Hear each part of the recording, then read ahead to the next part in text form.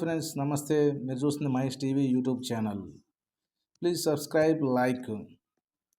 ముందుగా ఈరోజు అంతర్జాతీయ దినోత్సవం సందర్భంగా మన రెండు తెలుగు రాష్ట్రాల్లో ఇద్దరు ముఖ్యమంత్రులు కూడా మహిళల రక్షణ కొరకు పలు పథకాలను ప్రవేశపెట్టారు.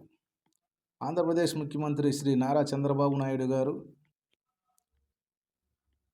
ప్రకాశం జిల్లా మార్కాపురంలో మహిళ యొక్క రక్షణ కొరకు వారిపై జరుగుతున్నటువంటి నేరాలను నిరోధించటకి శక్తి యాప్ని ఆవిష్కరించారు.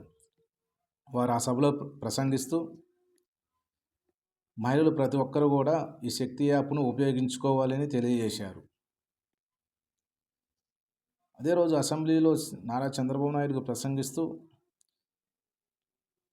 ఈ శక్తి యాప్ను ప్రతి ఒక్క మహిళలు కూడా డౌన్లోడ్ చేసుకొని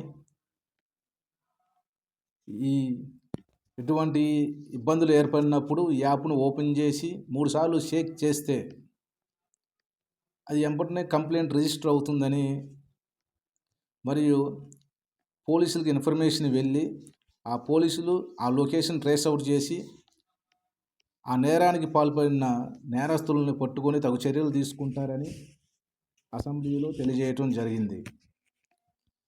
అదేవిధంగా 1,00,000 మందికి కుట్టు మిషన్లు ఇవ్వటం జరిగింది. తెలంగాణ ముఖ్యమంత్రి రేవంత్ రెడ్డి గారు ఇందిరమ్మ మహిళా శక్తి అనే ఓ పథకాన్ని ఆవిష్కరించారు. కోటి మంది మహిళలను కోటీశ్వరులు చేయడానికి వడ్డీ లేని రుణాలను ఇస్తామని చెప్పారు.